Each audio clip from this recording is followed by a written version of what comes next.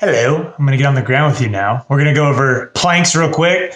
A very awesome core move for core strength and anti-extension. So keeping the spine as neutral as possible as we go through this. So let's talk about the setup real quick, and hopefully I'll give you a few angles and you'll be able to try them at home very quickly. Hopefully not on hardwood floors, but we'll make it work. So let's go back a little bit. We're getting set up our plank. Elbows right here, just a quick starter point. Elbows are underneath my shoulders. Hands will head towards the inside. They can go together. They can be apart. However you want to do them, figure out what works best for you.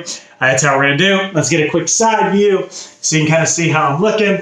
So again, elbows under shoulders, hips, ankles, everything in a nice line. I'm not shrugging together. I'm not leaning down. If you see my back position right here, that is the opposite of what we're going for here.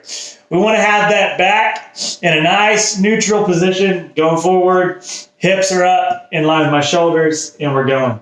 And that is the basics of just our standard hanging out, nothing doing plank. So get on your floor, try to find a piece of carpet or a mat so you're not on nice hardwoods, and hopefully you can enjoy your plank too. See ya.